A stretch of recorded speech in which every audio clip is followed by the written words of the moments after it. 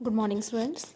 Last session में यानी कि लेसन 3 के फर्स्ट सेशन में हमने पढ़ा था कि उस खाने की याद आई पर उसने खाना नहीं खाया। टोकरी उतारकर कंधे पर रखी और अपनी चलने की गति को तेज कर दिया। उसने पीछे मुड़कर देखा तो टीकरी कठिनाई से दिखाई देती थी। उसके ऊपर चलते हुए लोग चींटियों की तरह रेंगते से लगते थे।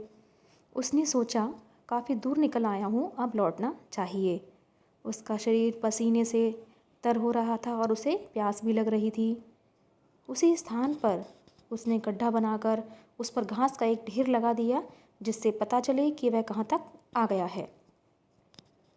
पानी पीकर वह बाईं ओर मुड़ा। जैसे जैसे वह आगे बढ़ता उसे अच्छी उपजाऊ भूमि दिखाई देती। उसका लालच बढ़ता जाता और वह चलता जाता।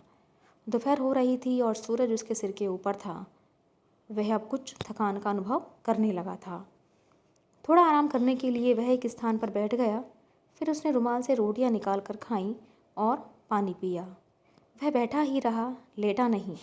उसे डर था कहीं नींद ना आ जाए। खाना खाने से शरीर में कुछ नई शक्ति आ गई। उसने फिर चलना आरंभ कर दिया। काफ़ी लंबी भूमि नापकर वह बाईं ओर मुड़ने ही वाला था कि उसे ज़मीन का एक बहुत उपजाऊ टुकड़ा दिखाई पड़ा। उसने उसे भी नाप लिया। उसने गड्ढा खोदकर उस पर घास का ढेर लगाकर अपना निशान बना दिया। अब वह फिर मुड़ गया। टीकरी की ओर देखा पर वह दिखाई नहीं दी। उसने सोचा कि वह अधिक दूर निकल आया है, अब इस दिशा में कुछ कम ही नापूंगा। इस तीसरी भुजा पर उसने तेजी से अपने कदम बढ़ाए। बड़ी कठिनाई से वह 3 किलोमीटर ही चला था कि देखा सूरज ढलने लगा है। उसने अनुमान लगाया कि वह टेकरी से लगभग 15 किलोमीटर दूरी पर है। इस दिशा में अब और आगे बढ़ना उसने ठीक नहीं समझा। अब वह सीधा टेकरी की ओर चलने लगा। यहाँ पर भी उसने गड्ढे पर घास का ढेर बनाकर निशान बना दिया। अब महेश्वर इतना थक गया था कि उसके लिए आगे चलना कठिन हो रहा था। धूप और गर्मी ने उसकी सारी शक्ति क्षीण कर दी थी, यानी कि क्षीण मतलब कमज़ोर। पैरों में छाले पड़ गए थे और टांगें उठती नहीं थीं। सूरज ढल रहा था, इसलिए आराम करने के लिए भी समय नहीं था। फिर भी वह तेज चाल से आगे बढ़ रहा था। उसने टोकरी, टोपी, जूते सब फेंक दिए। उसकी सांस फूल रही थी। बार बार यही सोचता था कि सूरज डूबने से पहले टेकरी पर कैसे पहुंचूंगा। अब वह दौड़ने लगा। उसकी छाती जोर से धड़क रही थी और वह डर रहा था कि थकान के कारण गिरकर कहीं मर ना जाए। पर उसने दौड़ना बंद नहीं किया। वह उन लोगों के सामने हार मानकर अपनी हंसी नहीं कराना चाहता था। सूरज क्षितिज में समाया जा रहा था। महेश्वर भी अपने निकट के स्थान पर आ गया था। टेकरी पर खड़े लोग चिल्ला चिल्ला कर उसे उत्साहित कर रहे थे, यानी कि उसे हौसला दे रहे थे। उसे टेकरी पर टोपी और उसके निकट बैठा मुखिया साफ दिखाई दे रहे थे।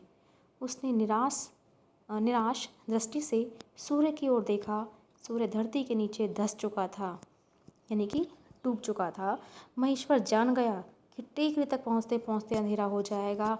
उसके मुख से एक चीख निकल गई। उसकी सारी मेहनत व्यर्थ हो गई थी। टेकरी पर लोग अब भी पुकार रहे थे। वे ऊंचाई पर थे और अब भी उन्हें सूरज दिखाई दे रहा था। महेश्वर ने भी देखा कि टेकरी पर अभी धूप है। अपनी सारी शक्ति समेटकर उसने लंबी सांस खींची और वह आंख मूंदकर मतलब बंद करके टेकरी की ओर दौड़ा। टेकरी के पास वह मुंह के बल गिरा और मुख से यानी कि मुंह से चीख निकल पड़ी। उसके हाथ टेकरी पर रखी मुखिया की टोपी तक पहुंच चुके थे। मुखिया ने कहा, देखो भाई, इसने कितनी ज़मीन ले डाली है। महेश्वर का नौकर दौड़कर आ गया। उसने महेश्वर को उठाना चाहा। महेश्वर के मुंह से खून बह रहा था। वह मर चुका था। मुखिया के आदमी दुखी भी थे और महेश्वर पर हंस भी रहे थे। नौकर ने महेश्वर के लिए कब्र खोदी और उसे उसमें दफना दिया।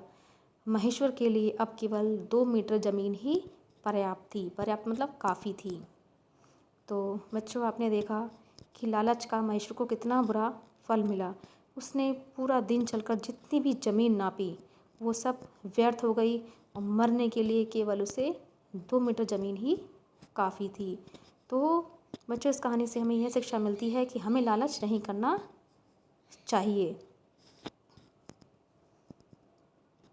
तो बच्चों नेक्स्ट सेशन में हम कराएंगे आपको क्वेश्चन आंसर्स और exercise. So thank you and have a nice day.